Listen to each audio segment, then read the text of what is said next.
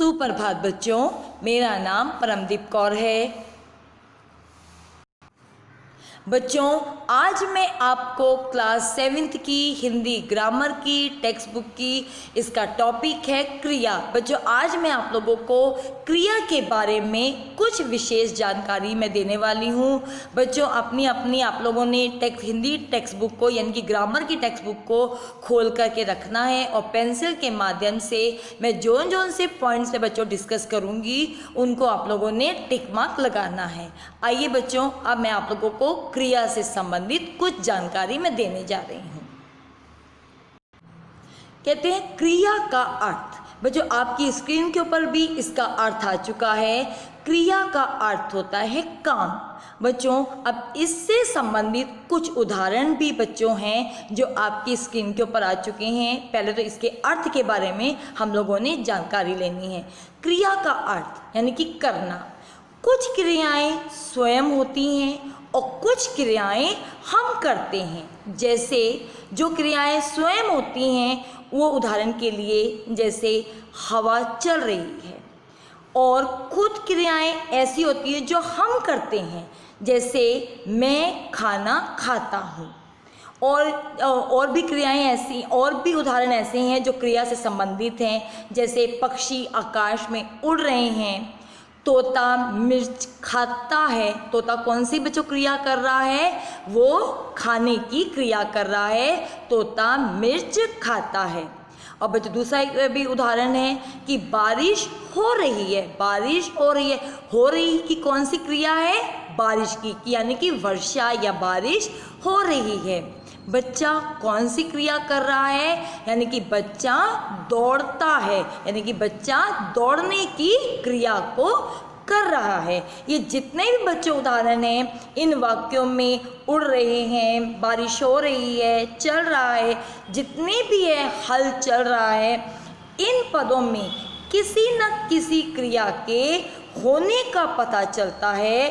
और ये पद हमें किस और संबोधित करता है? क्रिया को संबोधित करता है कि हम ये क्रिया को संबोधित कर रहा है कि ये कार्य सब हो रहे हैं एक दूसरे के माध्यम से। और भी वाक्यों में जो भी शब्द किसी काम के करने या होने की हमें सूचना देता है उसे भी बच्चों क्या बोलते हैं? उसे भी हम क्रिया कहते हैं।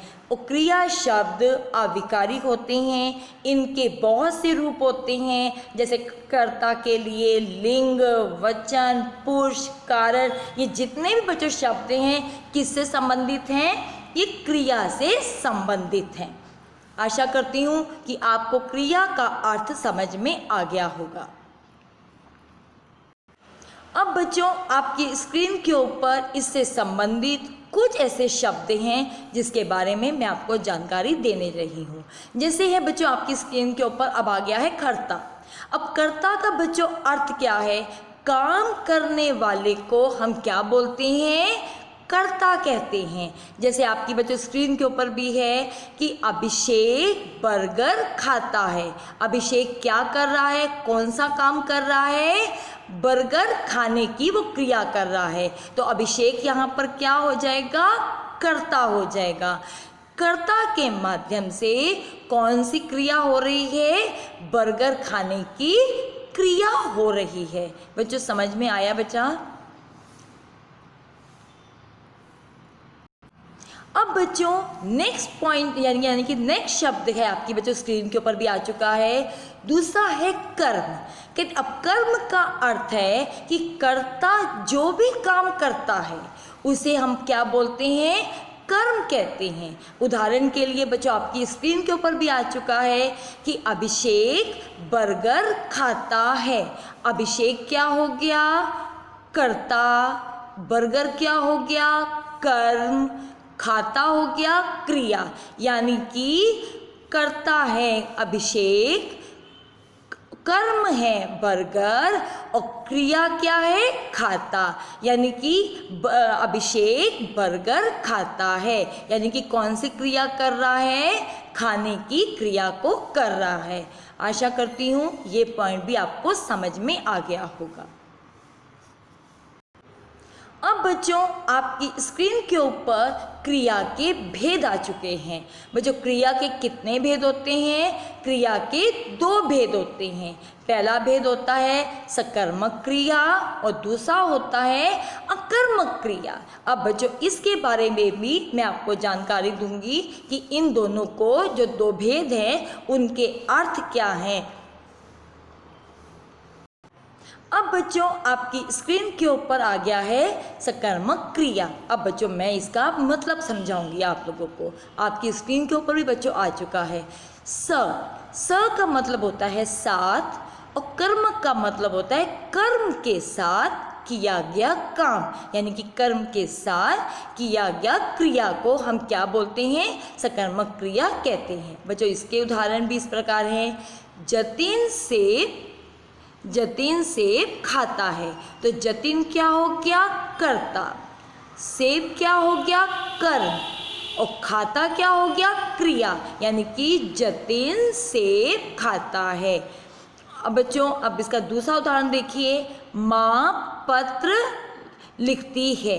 माँ क्या हो गया बच्चों? कर्ता। पत्र क्या हो गया? कर्म।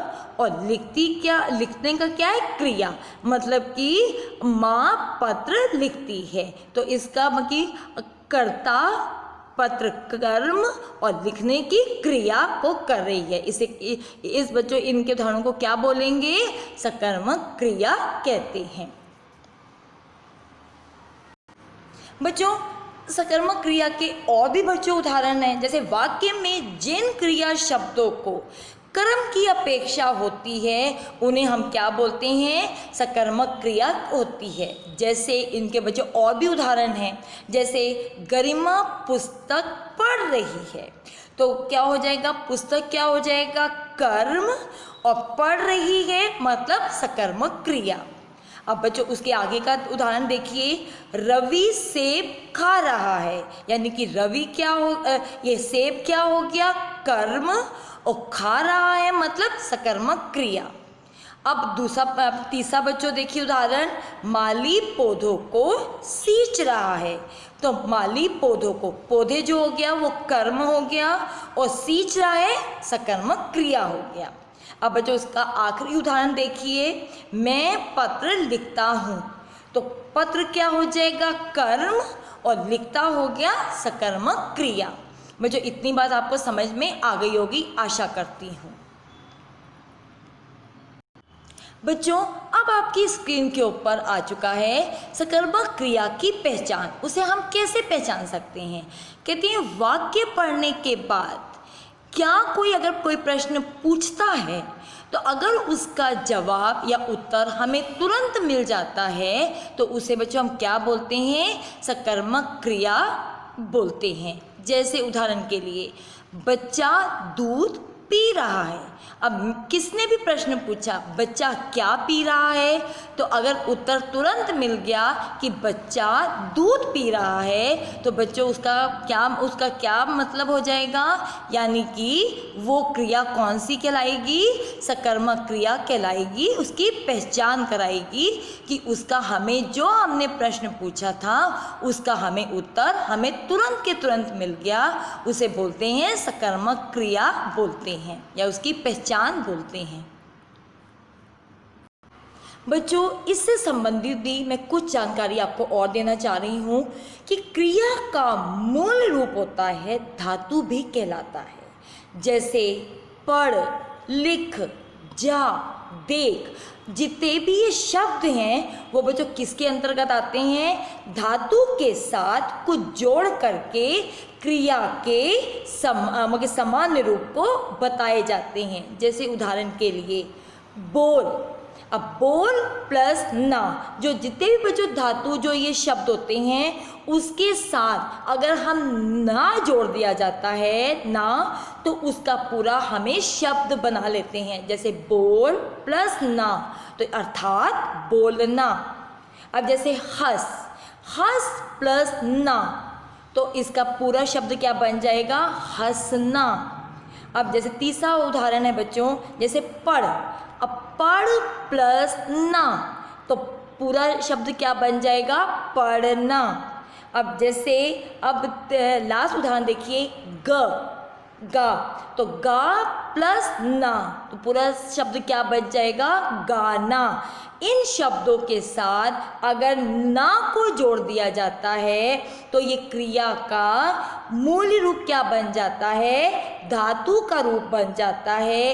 इस कुछ की अधूरे जो शब्द होते हैं, अगर उसके साथ अगर हम ना को जोड़ देते हैं तो वो सेंटेंस या वो शब्द पूरा बन जाता है। जैसे पढ़ना, हंसना, गाना, बोलना, ये जितने भी बच्चों शब्द होते हैं जो अधूरे होते हैं, उसके आगे बच्चों क्या जोड़ देते हैं, ना। ना शब्द की अगर उत्पत्ति हो जाती है या उसके साथ जोड़ देते हैं तो बच्चों उसका क्या रूप बन जाता है, क्रिया का मूल रूप धातु कहलाता है, यानी कि धातु बन जाता है।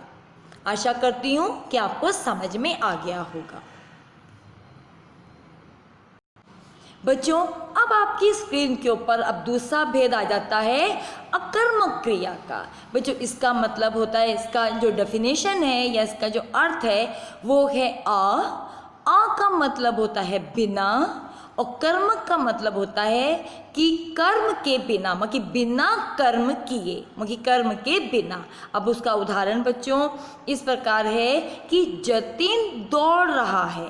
जतिन क्या है, कर्ता, और क्या कर रहा है, वो दौड़ने की दौड़ रहा है, यानी कि वो दौड़ की क्रिया कर रहा है। अब आ जाता है माँ हंस रही है। माँ क्या है, कर्ता, और वो क्या क्रिया कर रही है, हंसने की क्रिया कर रही है, यानी कि माँ हंस रही है। और पहला उदाहरण था जतिन दौड़ रहा है।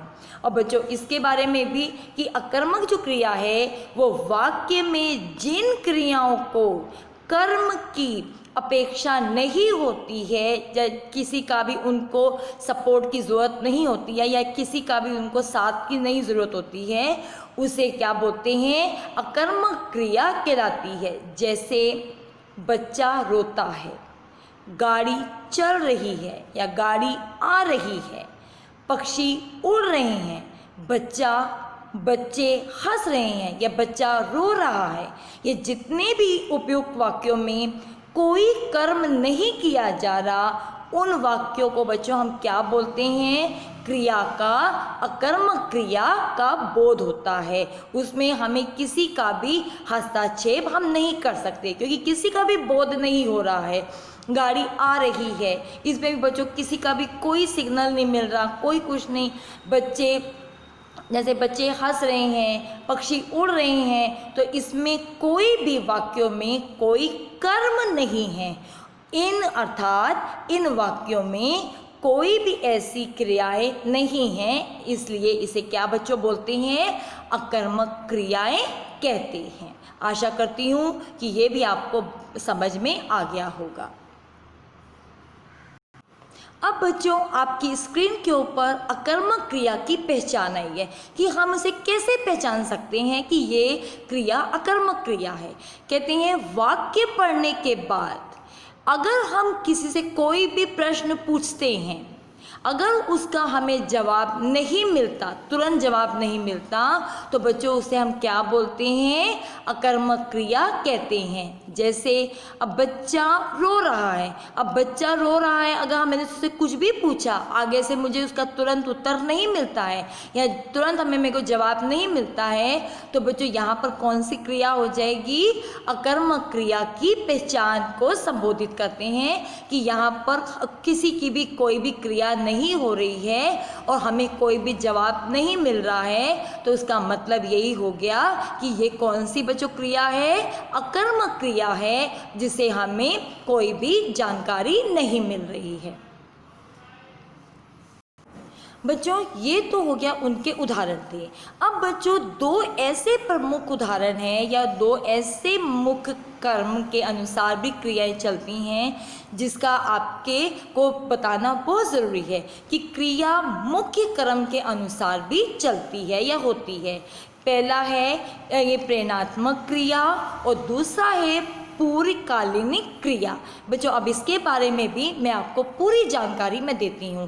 पहला पॉइंट है आप लोगों का प्रेरणात्मक क्रिया। अब उसके बारे में भी मैं आपको बताऊंगी कि इसका अर्थ क्या है। कहते प्रेरणात्मक क्रिया, कहते जब कर्ता स्वयं ये जो कार्य है वो ना करके दूसरों से कार्य करवाता है, यानी कि जब कर्ता स्वयं कार्य ना करके दूसरों से कार्य करवाता है बच्चों और या करने की प्रेरणा देता है, तो उसे हम बच्चों कौन सी क्रिया कहेंगे? प्रेरणात्मक क्रिया कहते हैं। जैसे उदाहरण के लिए अध्यापक मॉनिटर से कॉपियाँ मंगवाते हैं। पहला पॉइंट क्या है, पहला उदाहरण क्या है बच्चों? अध्यापक मॉनिटर से कॉपियाँ मंगवाते हैं। और दूसरा क्या है? पिताजी रीना से पाठ पढ़वाते हैं। मतलब यानी कि अपना काम भी वो दूसरों को वो करने को बोलते हैं, तो या फिर करने की प्रेरणा देते हैं या उसको मोटिवेट करते हैं कि ये काम कर दो, तो वो दूसरा व्यक्ति उसका काम पूरा कर देता है और या मोटिवेट करता है या प्रेरणा देता है काम करने की। तो बच्चों यहाँ पर कौन सा क्रिया आ जाएगी? प्रेरणात्मक क्रिया का बोध होता है, यानी कि उसको दर्शाता है, संबोधित करता है।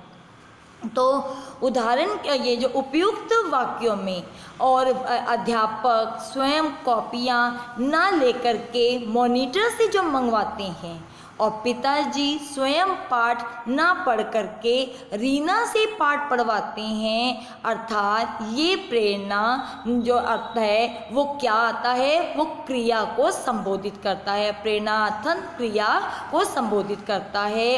इन वाक्यों में दो क्या आते हैं? दो कर्त आते हैं। पहला आता है अध्यापक और पिताजी, ये क्या है? प्रेरक कर्ता। और दूसरा है मॉनिटर और रीना, ये भी किसको संबोधित करती हैं? प्रेरित कर्ता को संबोधित करती हैं। अब बच्चों आता है दूसरा आपका कि ये भी जो है बच्चों, जैसे मैंने अभी आपको 2 पॉइंट के बारे में मैंने डिस्कस किया है कि प्रेरणात्मक क्रिया और पूर्वकालीन क्रिया। अब बच्चों इसमें भी प्रेरणात्मक का जो है क्रिया है बच्चों, उसके भी 2 भेद होते हैं। पहला है प्रथम प्रेरणात्मक क्रिया और दूसरा है द्वितीय प्रेरणात्मक क्रिया। अब बच्चों आता है पहला प्रथम प्रेरणात्मक क्रिया। अब मैं उसकी डेफिनेशन आपको बताऊंगी कि प्रथम प्रेरणात्मक क्रिया में कर्ता स्वयं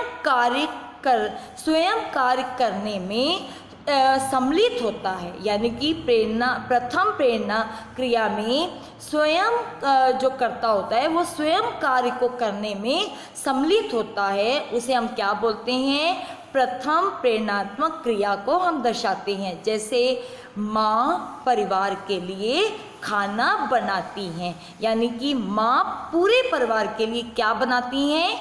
खाना बनाती हैं, यानी कि कर्ता स्वयं दूसरों के लिए कार्य कर रहा है।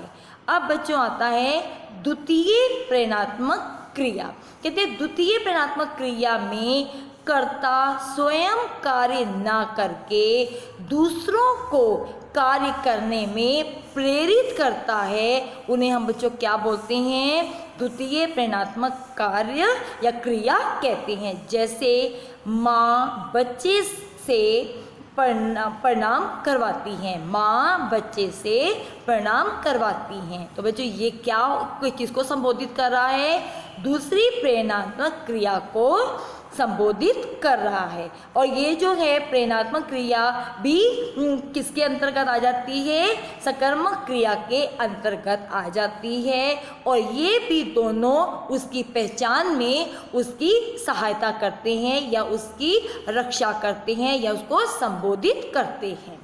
आशा करती हूँ कि जितने भी मैंने आपको पॉइंट्स बताए हैं वो बच्चों आपको बहुत अच्छी तरीके से समझ में भी आ गया होगा। और बच्चों मेहरबानी करके अपनी टेक्स्ट बुक में भी मैंने पॉइंट्स बच्चों बताए, आप लोग उन सबको पेंसिल के माध्यम से टिक लगाते जाइएगा।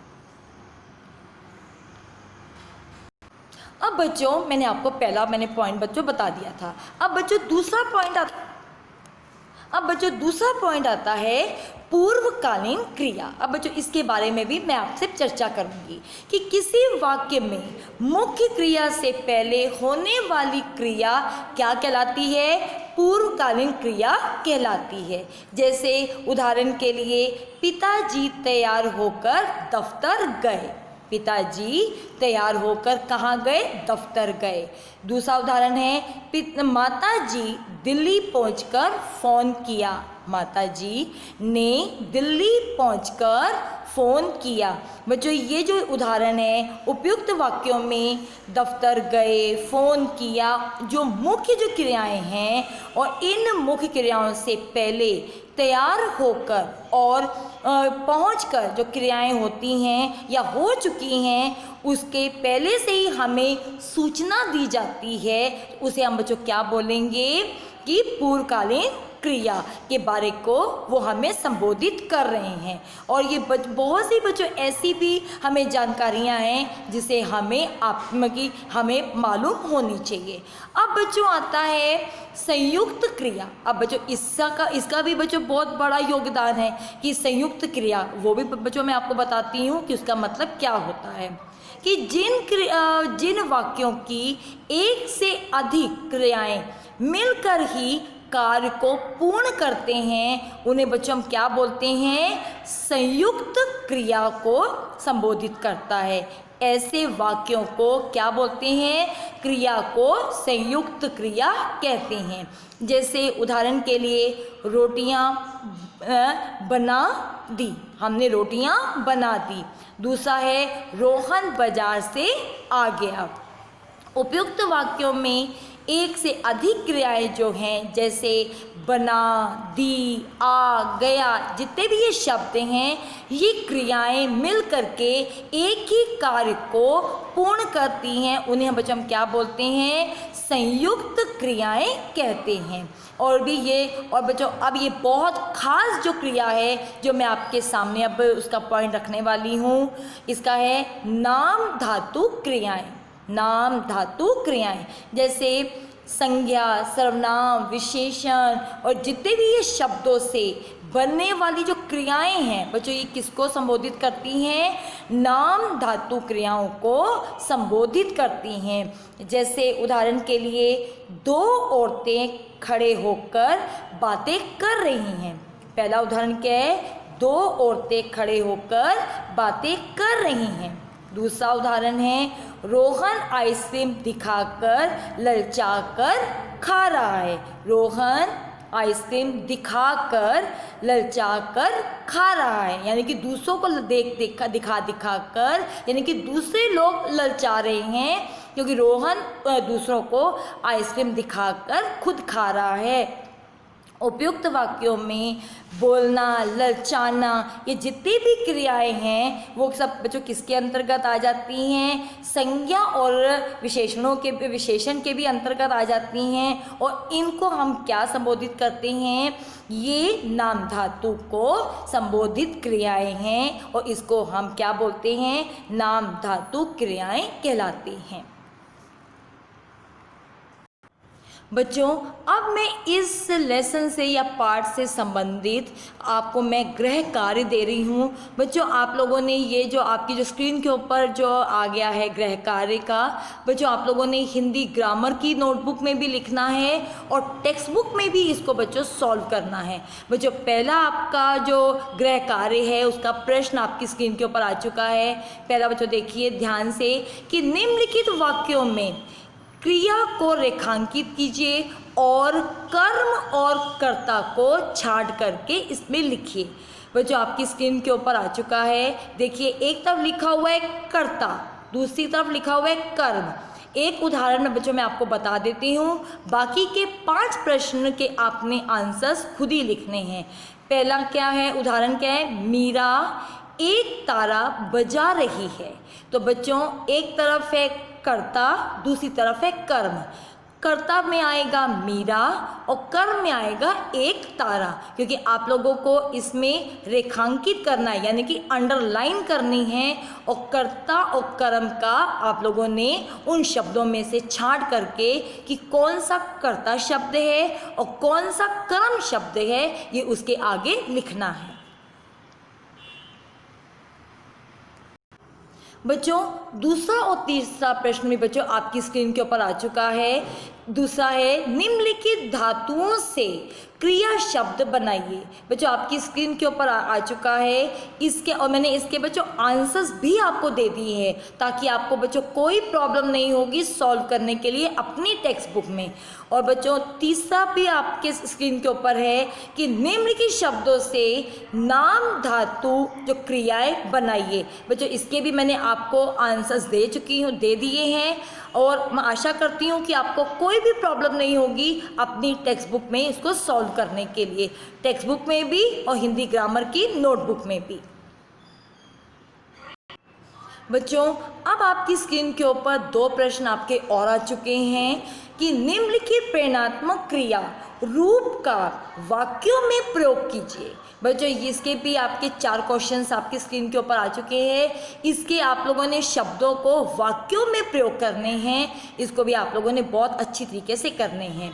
अब बच्चों आपकी स्क्रीन के ऊपर एक प्रश्न और है कि क्रिया संबंधी जो अशुद्धियां हैं उनको दूर करके वाक्यों को पुनः लिखो। जो बच्चों आपकी स्क्रीन के ऊपर जो ये प्रश्न आ चुके हैं ये गलत अशुद्ध हैं, इनको आपने सही रूप दे करके उसके आगे आप लोगों ने सही उसका शुद्ध रूप लिखना है।